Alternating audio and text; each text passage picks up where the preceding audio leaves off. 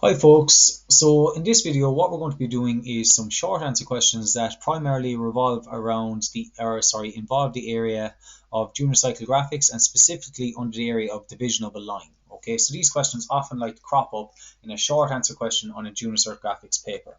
So this question we're faced with here, it says the radio has Wi-Fi connectivity for downloading and streaming music. The drawing across shows a logo for a wireless connection. It says divide the line OA into 6 equal parts and complete the drawing of the wireless logo below. Okay, to start off, all we were given at the very start of the question was a line here, OA, okay, which is obviously represented for this line here, OA. And then obviously we have another line here that is at an angle from O of 140 degrees. I've previously that put in already, where I simply came along with my protractor and then from O, position it on O, and I measured 140 degrees and have that line drawn in there. Okay, so that's how you get that line. Now, what we have to do is with the line OA, which is a random distance, okay, we don't know what the measurement is. I could come along and measure it, and it's telling me that it is 64 millimeters. And does 64 divide by 6 equally? It does not. So what we're going to use is we're going to use the division of a lines method to divide the line OA into 6 equal parts. So from O or A, it does not matter. I can do any random line off at any angle. So I'm going to do a line like this down here. On this line, I want to do 6 equal measurements, okay? You could use your compass, okay? And you could set it at a random distance, which is what I'm actually going to do here. I could use my compass like this and set it at a random distance, like that. I'm going to mark it off 6 times. 1, go on to the next one, 2, 3, 4, 5, and finally 6. Now, the alternative method, what I could have done there was I could have easily come along and just marked 6 tens as well. I could have done 10, 20, 30, 40, 50, 60, okay? As long as the measurements in here are equal, that's all that matters, okay? It does not matter if you use a compass or if you decide to go along and use your set square. Now, at the last point here, what we want to do is I want to connect the last point to the end of the line that I did not use at the start. So I'm going to connect this one here to the end of the line A. And then for every other measurement, okay, to divide the line OA into 6 equal marks, I simply want to use sliding set squares from this one here that I'm after using. This one is my guide. I want to use sliding set squares. So I have a set square underneath this here now. I'm now going to continue every other one up like this, parallel to the last one.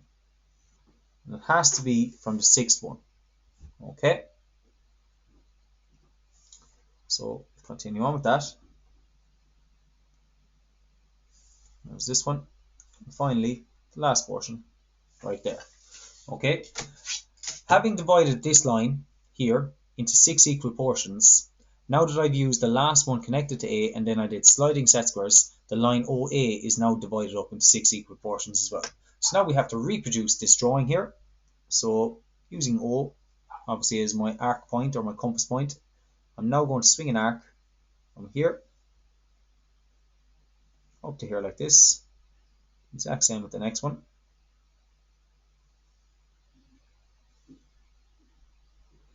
And every other one after that.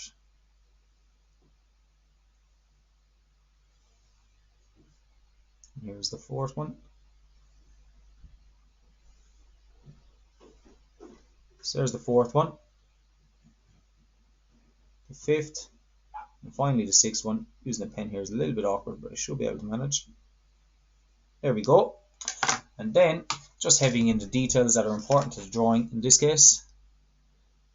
So a really easy question to get some handy marks, provided you know the construction. So there's this one, and this one. There you have it, guys. That there is the logo reproduced, okay, showing the the Wi-Fi connectivity logo. So that's that first question done there, guys. We're now going to move on to a second question, just on the other side of the page. So I'm going to flip that over. Okay, let's take off my masking tape here. Okay, so here's the second question we're going to do now as well. Very similar question, just there after changing up the shape, and as a student you have to recognize what they're asking, okay, and the principle that they're trying to test you on. So on this question, it says here, the incomplete elevation of a bookcase is shown. Also shown is a 3D graphic of the complete bookcase. It says complete the elevation by dividing the height of the bookcase in the ratio of 3:2:1:1 to find the location of the shelves. So what they're saying is they've already drawn in the elevation of the bookcase, which is essentially, we would see a rectangle when we look in the direction of that arrow. We're after seeing this. Okay, and what they want us to input is the shelf here, the shelf here, and the shelf here. This section here is 3 parts. This section here in the middle is 2 parts. Then we have 1 part and 1 part. 3:2:1:1. And we have to put those lines in that ratio. So first of all, we're going to add up the ratio. 3 plus 2 plus 1 plus 1. If we add up all of them, that is 7 parts altogether. So along this line here, what I'm going to do is I'm going to do a random line off at any angle. It does not matter where, if I do it here or if I do it here. I'm actually going to do it going in this direction. Just thinking, yeah, I'll do it out here in this direction. Just trying to keep it neat and tidy. Okay, so there's my line done at any random angle. Now, like we did in the previous one, I'm actually going to do this one using measurements. I'm going to extend that line just a little bit further. And I'm going to go in multiples of 10. So you can see I've positioned the 7 here right at the corner. I'm going to measure in tens. So 10, 20, 30, 40, 50, 60, 70. Okay, so there's our multiples of 10. Now what I want to do is I want to connect the last one to the end of the line up here. Okay, now what we have to do is we have to do it in multiples, following our ratio, so 3 parts. So I'm going to find 3 parts. 1, 2, 3. So there's 3 parts in between that section there. I want 2 more parts as well, so I'll take off the 3. I want 2 more parts. 1, 2. So there's my 2 more parts. Then obviously 1 part and 1 part. So that'll be 1 and that'll be 1 there as well. So that's the position I'm going to have to do my lines from. So parallel to this line here, I'm going to do sliding set squares from this one over here, which will show me the 1 part. The next one here, which will show me another part. I'm moving down 2 now. And obviously what I've left over is 3 parts. 1, 2, 3. So I have 3 parts here. Now from every one of these points here, okay, the top one obviously, I'm going to do sliding set squares in line with the top to represent the bookshelves. So I'm going to slide it along until it gets to this point over here. And that point right there. Line across. And this point here. Line across. So you can see 1 part, 1 part. And now this one here as well. And there we go. 1 part, 1 part, 2 parts, 3 parts. 3:2:1:1. That's the question done there. Once again, this time we just applied a ratio, okay? But we did the same method, division of a line, okay? So that's another question done there, guys. Once again, just recognizing that. Now we're going to move on. I have 2 more questions just to do in this video. Same principles, okay? Just different questions. So here's the first one, okay? Just going to tape that down there so it's nice and secure. Just tape it down here at the top. There we go. Okay, so this question here, just try and remove the bulge on the page there. It says here, figure 1 shows a 3D graphic of a set of triangular flags. Each flag is an equilateral triangle. The length of side of each flag reduces in the ratio of 3:2:1. Okay, so once again, it's another ratio question. Figure 2 shows the incomplete elevation of the flag. So we've got figure 1 here where it's complete, and then we have a drawing over here showing figure 2, and we have to complete it. We're obviously missing the smaller flag, or the flag in the middle and the flag at the end. Find the length of each side of each flag. Okay, now this one's a little bit trickier. They do tell us a bit of information though. It is an equilateral triangle, which means that all the sides are the same length. Therefore, okay, if it's equilateral, then if this side is equal to this, then this side and this side are equal. So they're all the same length. Same principle will apply for the middle one and then the small one. Now, what we have to do is we have to find the middle and the small one. So it's 3:2:1. If we were to add all of those together, it would add up to 6 parts. 3 plus 2 plus 1 would add up to 6. Therefore, I'm going to divide this line into 6 parts. But what we can actually find already is that 3 parts have already been found because that is the largest flag. Then 2 parts are going to be in here for the next flag and then 1 part left over. So, using that principle, I'm going to do this up. So I'm going to do a line off at any random angle. Doesn't matter if it goes up there into the space in the actual writing. And I'm actually going to use my compass again for this method. Set it out. Random distance. So I'm going to do 6 parts. Try to be as neat and tidy as possible. So there's 1. Make sure it comes up equally. Put my compass at the next point. 2. 3. 4. 5. And finally 6. Try and see that one there. It's just right on the edge of the page. Now, nothing wrong, as I said previously, if I wanted to measure in multiples of 10, 10, 20, 30, 40, 50, 60, absolutely fine. Now, at the last point here, I'm going to connect it to the end of the line. Just like that. The last point right there, connect it up to the end of the line. Then what I want to do is I want to do sliding set squares, okay, from that point. Now, this part is the 1 part portion.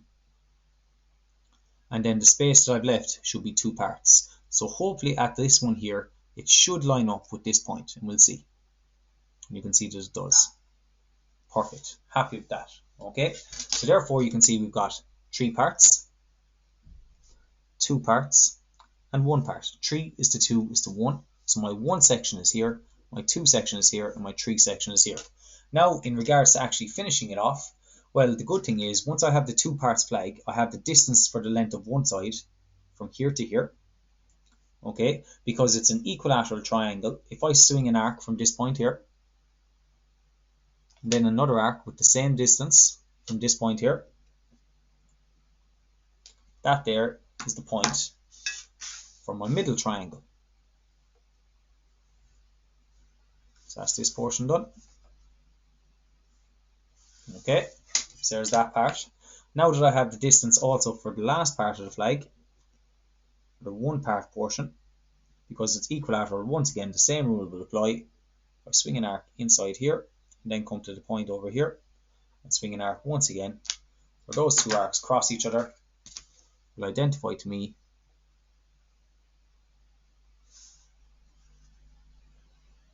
the portion of the flag. Okay.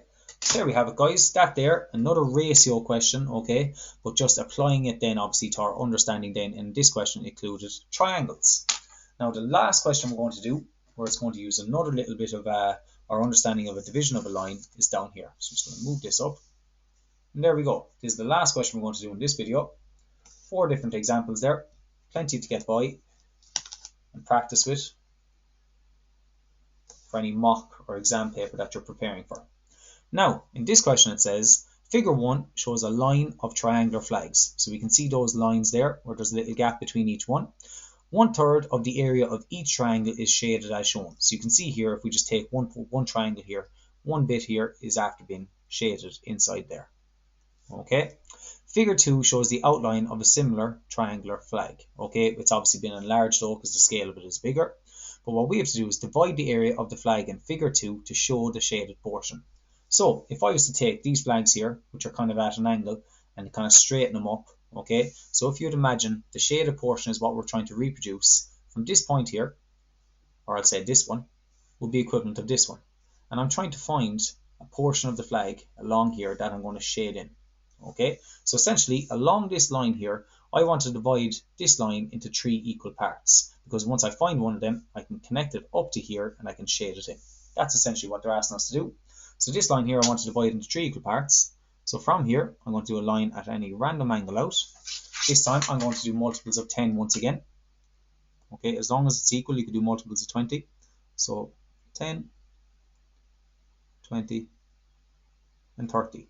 And always remember, the line that you're dividing up, if I draw from one end, I have to connect this point, the last point here, to the other end. So from there, I'm simply then going to come along with my set square and divide up that line into 3 equal portions. 1 and 2, 3. Now, as you can see, at this point right here, this is representing this point. I'm going to now connect this one over here. And that portion inside there, I'm just going to use a little bit of hatching to represent the shading. You could obviously use the color if you wanted. And that portion right in there is the area that I'm after shading in to represent one of these. Okay, so that question there, guys, is a question that often comes up, okay, in a Junior Cert graphics paper where they're testing your understanding of using the division of lines principle. Okay, I hope you found that helpful.